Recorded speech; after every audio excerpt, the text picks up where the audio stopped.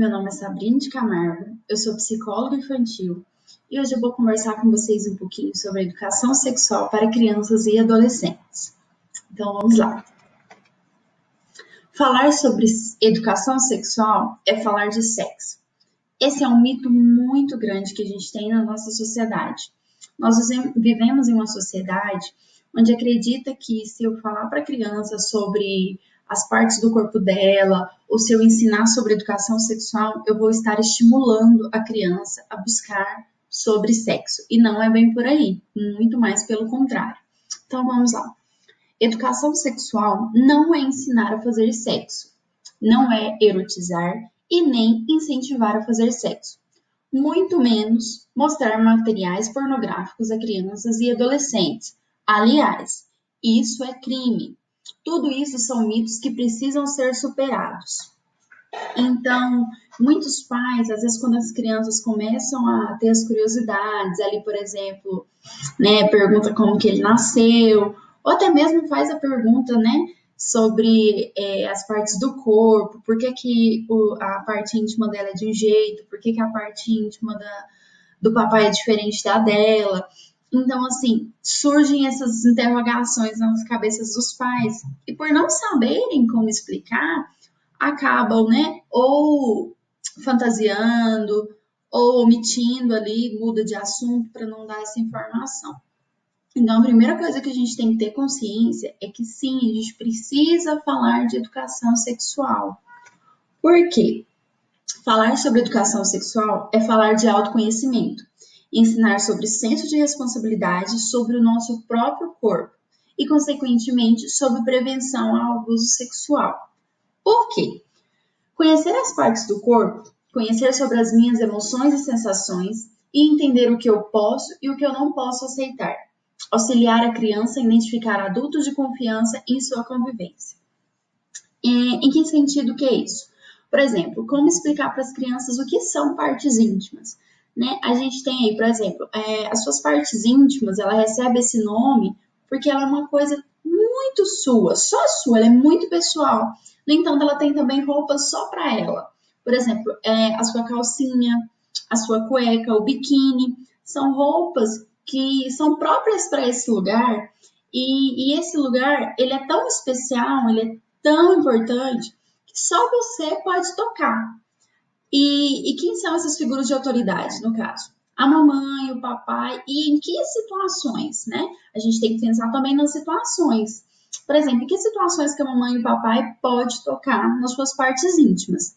Para fazer higienização, ali para te limpar, às vezes na hora do banho, se a criança ainda não consegue se lavar sozinha, para colocar algum remédio, o médico também sobre a supervisão desses pais, Então é importante que a criança desde pequena, ela vá sabendo quem que pode tocar e ela entender, se ela permitiu isso, por exemplo, mesmo quando você vai limpar a criança, pede licença, agora a mamãe está limpando você, verbalize aquilo que você está fazendo, respeite a criança, os limites dela. E quando se fala em conhecer as emoções e sensações, a criança precisa entender, Por exemplo, quando se fala em abraçar, em beijar tios ou outras pessoas, a gente precisa respeitar os limites da criança, Se ela não quer, a gente não deixa. Se ela quiser, ok. Por exemplo, vai lá e abraça o titi. Às vezes ela não quer. Então, isso é uma forma da gente estar mostrando os respeitos dela, o respeito que a gente tem por ela e o respeito que ela tem que ter pelo corpinho dela também. E quando se fala, quem que é o papel de falar sobre esse tema? Esse papel é meu, esse papel é seu, esse papel é da escola, dos tios, dos avós, dos professores, dos irmãos mais velhos. Por que esse papel é de tanta gente? Porque quanto mais se fala, mais se previne, A criança toma consciência do que pode e do que não pode, Nós não sabemos, nós não nascemos sabendo de tudo. Então, como que a gente sabe? Através da experiência da nossa convivência. E pense bem, se nós, que somos os responsáveis por essa criança, nós pais, Se nós não falamos, não conversamos com os nossos filhos, não orientamos com eles, aí sim eles vão buscar outras fontes de pesquisa. Pode ser a internet, pode ser um desconhecido. E aí sim, quem garante que essa informação vai ser a informação correta? Né? Aí sim, na internet ela pode ter o contato com a pornografia. Então, entende que é muito melhor os pais abordarem, os pais então buscarem ferramentas onde consigam abordar esse tema, do que simplesmente ignorar. Porque se a gente ignorar essa criança, ela vai querer saber de alguma forma. Por quê? Porque é da natureza nossa. A criança, enquanto ela está ali em desenvolvimento, ela é movida pela curiosidade. Então, ela está descobrindo tudo. Outro ponto muito importante é o seguinte: sempre que for abordar esse tema com a criança, fale com naturalidade. Não pune a criança como se aquilo fosse um assunto errado. Né? Igual, por exemplo, às vezes a criança faz uma pergunta e o pai ou a mãe, não, menino, o que você quer saber disso? Isso não é assunto para criança. Isso é assunto para criança, sim. O que a gente tem que prestar atenção é a forma como a gente fala para essa criança, né? As informações que a gente passa para essa criança. Então, por exemplo, aqui, ó, irmão. Por que isso é função de irmão? Porque irmão, irmã, né?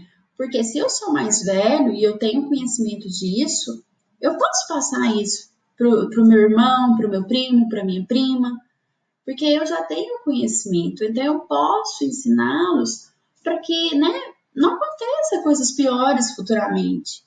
E outro ponto muito importante é o seguinte: quando se fala em como abordar isso com a criança, os receios, né? Mas o que eu vou falar? Primeira coisa, sonde o que a criança sabe sobre aquele assunto. Porque de acordo com cada faixa etária, a criança tem uma perspectiva. Então, antes de você, né, achar que está falando demais ou está falando de menos, devolva a pergunta para essa criança, né? O que você entende por isso? O que você acha que é isso? E deixa a criança responder. Conforme que ela respondeu, você vai saber explicar para ela, né? E outro ponto, né? Como eu estava dizendo, não reprime essa criança, né? Esse é o momento. Você está tendo a oportunidade de ter um diálogo com essa criança. Então, chama essa criança, conversa, né? Fala assim, o que você acha que é isso? Aí ela vai falar. Aí você vai explicar de uma maneira que ela vai entender. A malícia está na nossa cabeça. Somos nós que sabemos o significado das coisas. A criança não sabe. Ela é como se fosse uma folha de papel em branco. E somos nós que vamos desenhando essa criança, nós que vamos passando esse conhecimento para ela. Porque se ela já crescer achando que aquele assunto é um assunto que ela não pode falar, que aquilo ali é um assunto proibido, isso aí vai gerar nela um certo pudor. Então, se vier a acontecer alguma coisa, alguma situação que ela ficar em dúvida de como reagir, ela não vai ter coragem de falar para você. E não é bem isso essa relação que a gente tem que ter com os nossos filhos, com as nossas crianças. Temos que ter sim a relação de companheirismo, de colega ali, de ouvir, de orientar. Esse é o nosso papel. E falando aqui das crianças, no mercado nós temos muitos materiais que nos auxiliam a conversar com essa criança.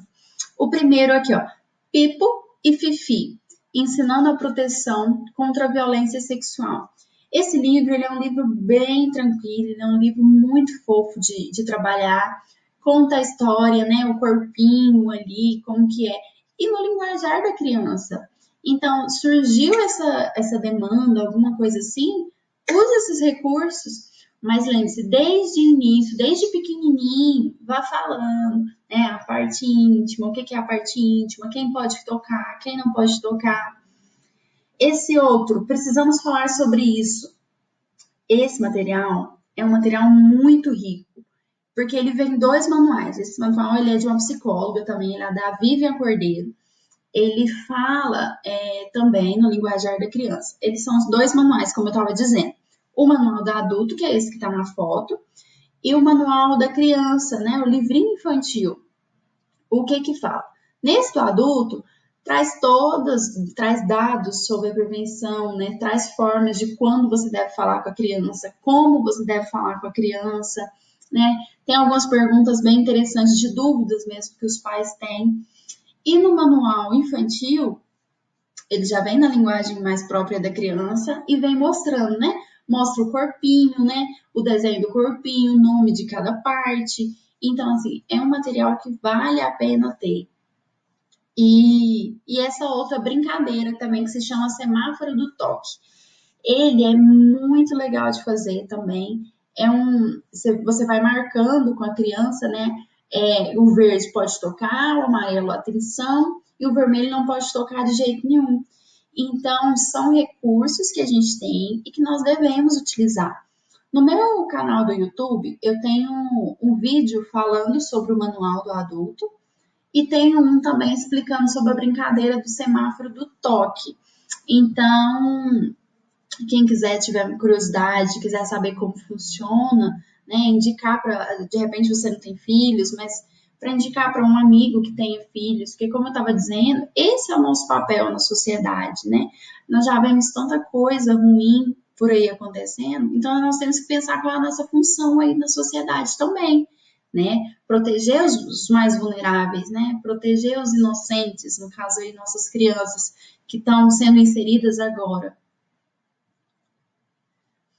E vamos lá, a adolescência, né? Muitos pais, às vezes, só de ouvir falar adolescência, pré-adolescência, já fica de cabelo em pé.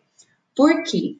Porque esse é um período marcado por muitas emoções, por muitos dilemas, por muitas conturbações, né? E não é diferente, porque esse é um período praticamente de grande decisão na nossa vida, né? Além das mudanças físicas que nós temos aí, alterações do corpo, né? A gente vai encontrar aí as meninas, né? O aumento dos seios, o desenvolvimento dos seios, a primeira menstruação. Os meninos também, né? O processo ali dos pelos, a voz engrossando. Então, assim, são alguns marcos mais impactantes e que nós conseguimos, né, notar facilmente quando a criança está passando para a adolescência. Então, esses impactos já gera grandes emoções nesses adolescentes. E outro ponto muito importante, que só de falar também na adolescência, a questão dos nossos jovens, né? A autoestima.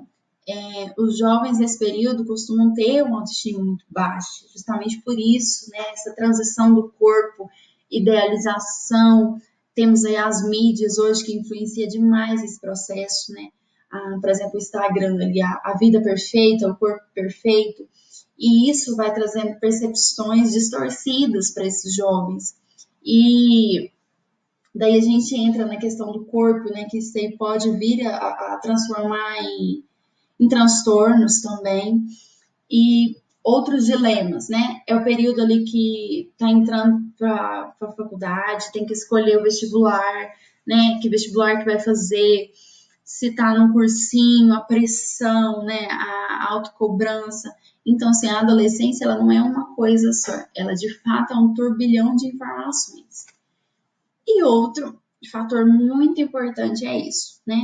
A inserção em grupos, né? Que é o momento ali que eles começam a participar das festinhas, começam a sair sozinhos, a ingestão de bebidas alcoólicas, o contato, né? Porque se ele tem contato com o mundo externo, então ele vai ter conhecimento, né? Dessas bebidas, de drogas. Então, assim, o que a gente tem que entender é a criação desse jovem, né, a forma como ele enxerga o mundo, que vai fazer total diferença. Então, isso aí a gente volta novamente lá na infância, né? A importância da comunicação, a importância de uma base estruturada mesmo, de diálogo, de confiança, para que esse jovem, quando ele chegue nesse momento de dilemas, de escolhas, ele saiba fazer escolhas positivas, escolhas que são benéficas para ele. Outro momento de grande dilema ainda na adolescência, a descoberta da sexualidade, né? Porque ali, por exemplo, os desafios de quem escolhe, né, ter uma experiência fora da heterossexualidade, né? Por exemplo, como que ele vai reagir a isso, como que é isso para ele, os dilemas que ele fica, as dúvidas sobre esse assunto. em relação à família, de como manifestar isso para a família. Então, de fato, a adolescência ela tem um peso muito grande, ela tem uma carga muito grande. E aí, juntando com isso aí também, a gente já tem os primeiros romances, né? E, consequentemente, as primeiras relações sexuais. Então, a gente tem que pensar. A gente vê muita campanha, né? Sobre uso de preservativos, né? Sobre coisas nesse sentido. Só que os jovens, eles têm muito essa coisa de que nada acontece com eles, né?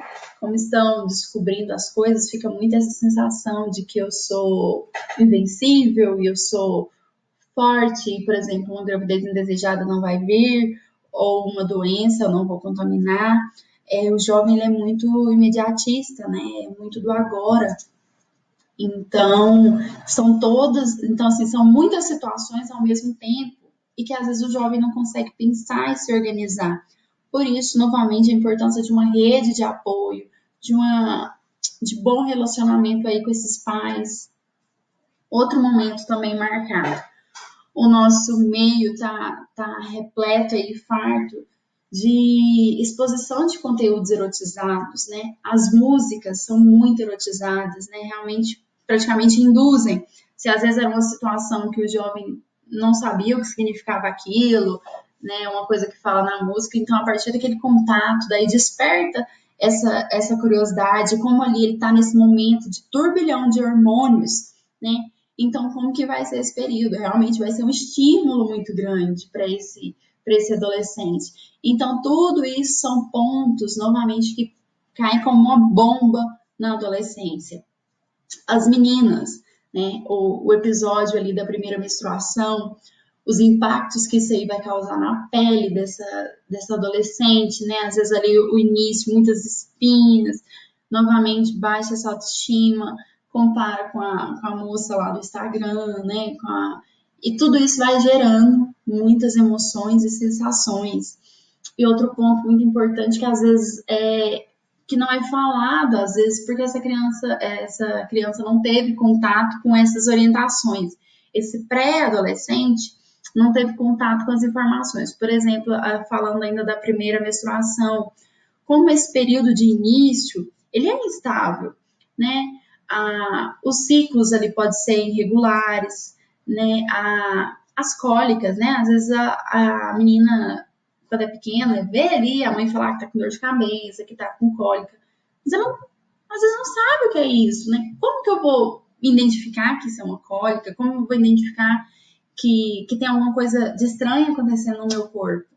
Então, novamente, é isso, informação, mas informação de fonte segura, informação confiável, e não uma informação do Google, né? Simplesmente vai ali, digita e o que sair é isso. Então, outro ponto, né? Surgiu dúvidas, busque um profissional mesmo, né? A menina, vá na ginecologista, se você às vezes não tem muito contato ou liberdade de falar isso com seus pais, de perguntar mesmo, vou ficar sem graça, o que eu vou fazer? Peça uma consulta com o ginecologista, né? Você tem que ter essa autonomia do seu corpo, né? O que acontecer, as consequências do que acontecer, quem vai colher é você. Então, é melhor a gente buscar informações, por exemplo, né? De como esse ciclo, de como funciona para tomar um anticoncepcional, realmente fazer exames, o uso da camisinha. Então, são coisas que, por mais que a gente vê palestras na escola, né, a gente vê informações, às vezes a gente fica com dúvidas internas. Então, onde eu tenho que buscar essas informações? Em profissionais confiáveis. E voltando à camisinha, né? Quando falamos que deve usar a camisinha, o que vem na sua mente? Né? Geralmente a primeira coisa, para não engravidar. Mas não é bem isso apenas, né? Quando se fala em gravidez indesejada, temos que pensar o impacto que isso vai causar na minha vida. Por exemplo, se eu tô com 18 anos e vem aí uma gravidez indesejada, vamos pôr mais jovem, vamos pôr aí 16, 17 anos. Se eu tô começando a ter os meus primeiros contatos, começando a ter ali meu primeiro namorado, e vem uma gravidez indesejada. Entende o impacto isso na minha vida, na vida desse rapaz, desse meu companheiro, e no impacto desse bebê, de como vai nascer essa criança, e o impacto disso também para a família, minha família, e o impacto disso para a família do meu companheiro. Então, assim, não é simplesmente uma gravidez indesejada. Os impactos que isso vai causar na sua vida, né? Você vai ter que adiar seus planos. Se você tinha um plano de entrar na faculdade, talvez agora não vai dar certo, porque você vai ter que demandar mais atenção, né? Você vai ter gastos também com essa gestação. Por exemplo, se o seu sonho era fazer um mochilão pela Europa, a mesma coisa, você vai ter que dar uma pausa nesse sonho para dedicar a sua atenção aí a essa nova vida. Então, devemos pensar não só no momento, né? Não só... É melhor o quê? Eu usar uma camisinha agora e evitar ter que interromper os meus planos ou poder fazer tudo isso, né? Aproveitar a vida, conhecer, né? Ir em lugares diferentes, simplesmente usando uma camisinha. Então, a gente tem que pensar de uma forma geral e não só no agora. E nas doenças, a mesma coisa, né? Outro ponto muito importante quando se fala em camisinha. Porque você já pensou como a sua vida pode ser impactada você contraindo hepatite, você contraindo uma sífilis, uma HIV? Você sabe como que é a vida de um portador de uma doença dessa? São consequências que você vai levar para o resto da sua vida, sendo que você poderia ter tomado uma atitude.